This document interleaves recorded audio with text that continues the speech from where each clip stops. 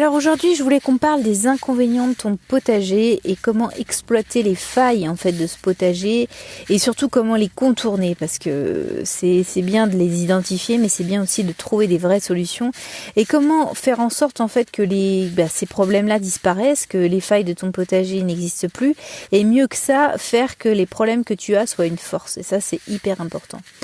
Parfois, on voit que le problème, on voit même que les problèmes, parce qu'ils sont plusieurs, et il est devant notre nez, et on s'empêche de voir en fait le plein potentiel de notre potager, on voit plus le potentiel en fait de notre jardin.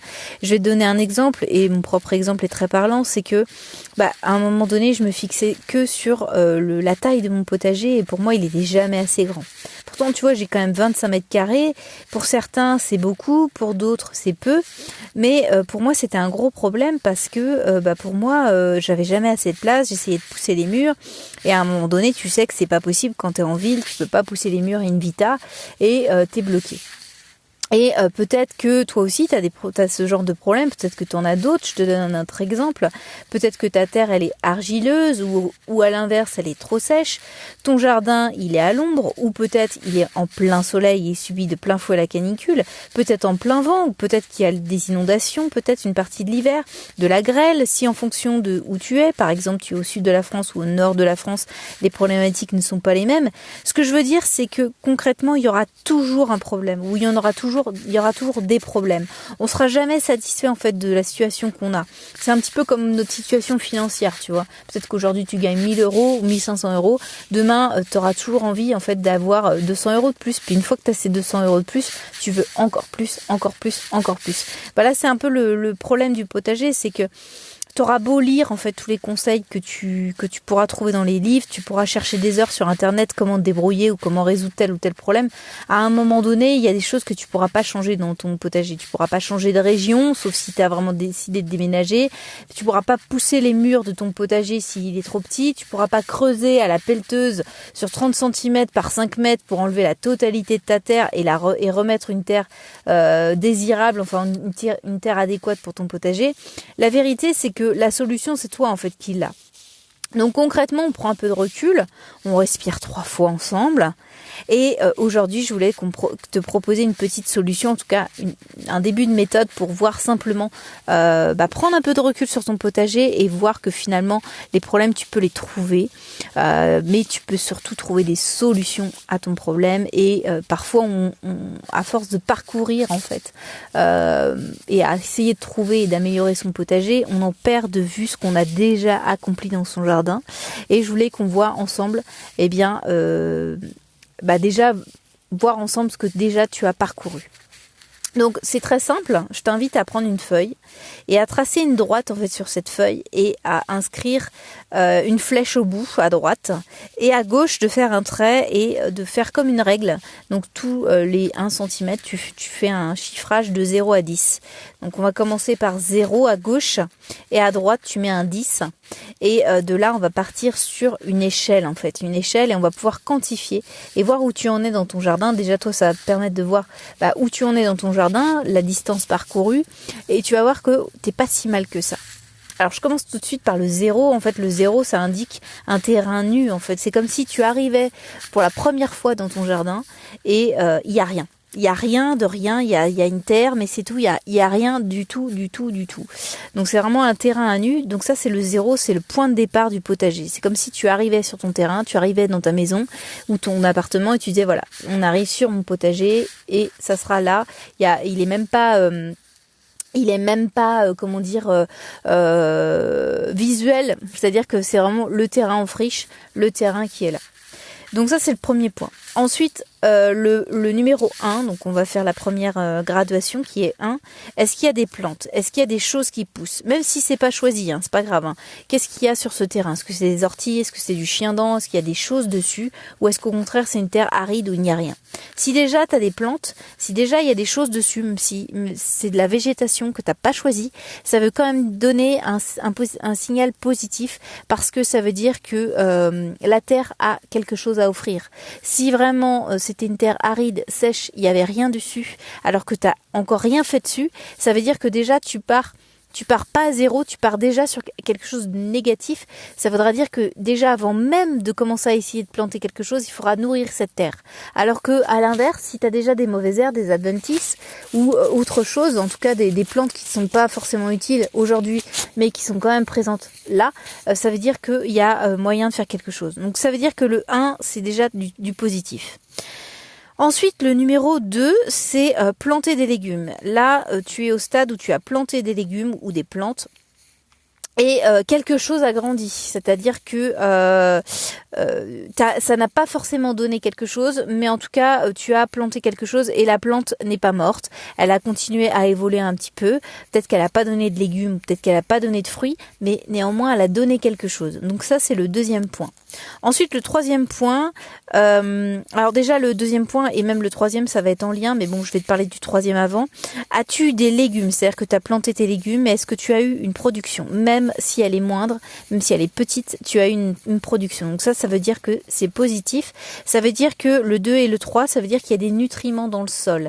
Ça rejoint un petit peu le numéro 1 qui veut que il y a eu des plantes qui ont été là, qui ont été nourries par ton sol. Donc ça veut dire qu'on part pas de zéro. Encore une fois, ton sol est à même de donner quelque chose. Donc ça, c'est très très positif. Et en plus de ça, le troisième point, si tu as eu des légumes, ça veut dire qu'il y a des pollinisateurs qui sont venus. Donc ça veut dire aussi que il y a des insectes qui sont présents dans ton terrain. Donc ça, c'est très positif. Ensuite, le quatrième, c'est les graines. Est-ce que tu as planté des graines ? Et est-ce que ça a donné quelque chose? Là encore, ça veut dire que si ça a donné quelque chose, même pas forcément quelque chose que tu as voulu forcément, mais où voilà, ça n'a pas la forme que tu souhaitais. Par exemple, tu as planté des carottes, mais elles sont toutes petites, ou inversement, elles sont toutes biscornues, mais ça a donné quelque chose. Donc ça veut dire aussi que ta terre est plutôt bonne et que ton terrain est propice au potager. Ensuite, on est rendu au 5e, donc tu vois, on est déjà à la moitié de l'échelle que je t'ai donnée, donc c'est déjà bien. Le 5e, c'est la maladie. Est-ce que tu as des maladies sur tes plantes? Est-ce que tu as des maladies sur tes légumes? Si tu en as, dans quelle quantité? Est-ce que c'est un petit peu ou est-ce que c'est massif? Ça veut dire que ça a tué toutes tes plantes d'un coup, c'est hyper virulent. Ou inversement, c'est malade, mais ça donne quand même. Ça veut dire, tu vois, par exemple, je vais te donner l'exemple du mildiou, c'est l'exemple que je donne par excellence. Tu peux avoir le mildiou, mais tu peux continuer à avoir une production à côté. Ça veut dire que tes plantes sont malades en soi, certes, néanmoins, tu peux quand même avoir des légumes et continuer à cueillir, des fruits. En tous les cas, pour le mildiou, c'est souvent lié à la tomate. Tu peux continuer de récolter tes tomates correctement. Donc la maladie, certes, mais est-ce qu'elle est massive ou est-ce qu'elle est au contraire assez réduite, assez limitée en termes géographiques? Est-ce qu'elle a atteint une seule partie de ton potager et est-ce qu'elle a atteint la totalité de ta production? Si c'est pas le cas, c'est pas si grave que ça. On passe à l'étape suivante, qui sont les ravageurs. C'est le 6. Le ravageur, est-ce que pareil que la maladie, est-ce que tu en as beaucoup? Est-ce que tu es envahi de tel ou tel ravageur? Ça va être les pucerons par exemple, ça peut être autre chose, ça peut être les punaises, ça peut être plein de choses, ça peut être des fourmis, il y a plein de styles de ravageurs. Est-ce que tu en as beaucoup ou est-ce qu'au contraire tu en as un petit peu? Est-ce que ça impacte massivement ta production ou pas du tout? Parce que c'est ça au final, on se cale sur juste le problème. Tu vois, c'est ça le truc, c'est qu'on se cadre que sur le problème et on voit pas les solutions. Mais est-ce que au contraire ça impacte peut-être qu'une infime partie de ta production?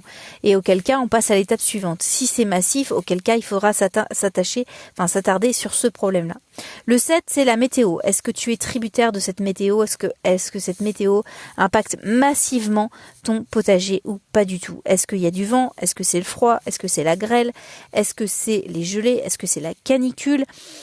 Est-ce que c'est les pluies torrentielles? En gros, est-ce que la canicule, en tout cas, est-ce que la météo impacte de manière directe ton potager, ta production? Est-ce que ça ruine 90% voire 100% de ta production? Ou au contraire, ça ruine qu'une toute petite partie?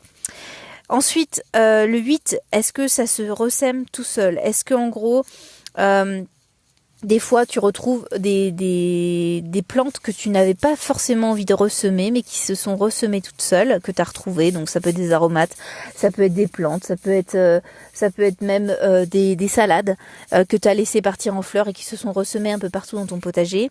Est-ce que les plantes et les graines que tu as plantées, que tu as récoltées les années précédentes ont bien donné des plants que tu avais voulu? Par exemple, les tomates de l'année précédente, tu as récupéré les petites graines, tu les as fait sécher correctement, tu les as remis dans un pot. Est-ce que ça a donné des vraies tomates et est-ce qu'elles sont goûtues, est-ce qu'elles sont bonnes, auquel cas ça veut vraiment dire que c'est du positif et là on atteint vraiment un stade, un état intéressant dans ton potager puisque on part sur un début d'autonomie. C'est un premier pas vers l'autonomie. Les plantes se ressèment elles-mêmes et toi, tu arrives vers une autonomie au niveau de tes graines. C'est-à-dire que tu n'as même plus besoin d'aller en jardinerie. Tu achètes quasiment plus ou alors très très peu. Et en gros, tu pars sur des graines que tu as toi-même fait germer les années précédentes.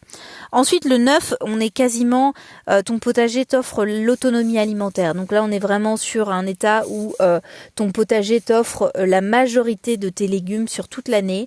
Tu es quasiment en autonomie alimentaire totale.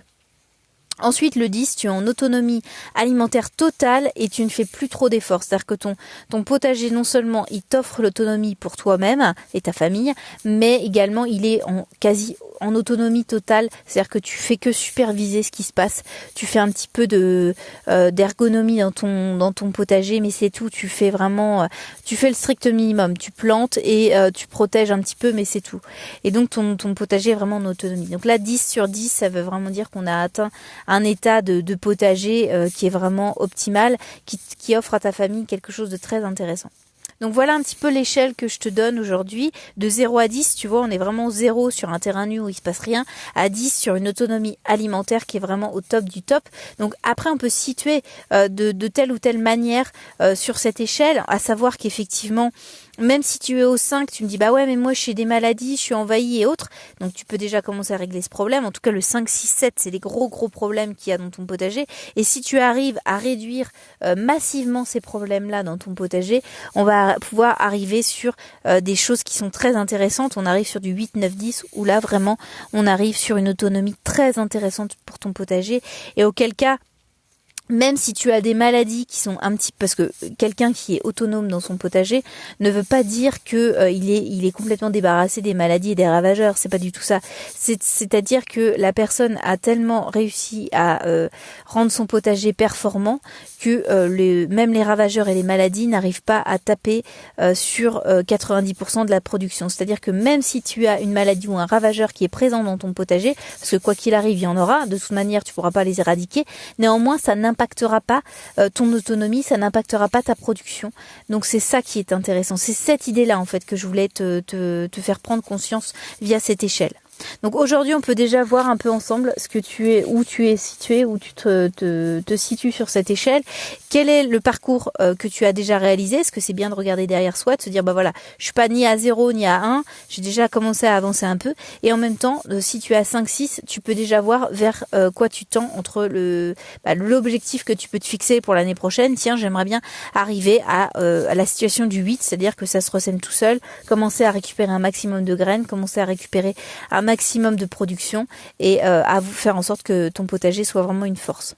Voilà ce que j'avais à dire aujourd'hui, j'espère que ça a pu t'aider. Je te retrouve demain pour un nouveau podcast. Je te souhaite une très bonne journée, jardine bien. Salut!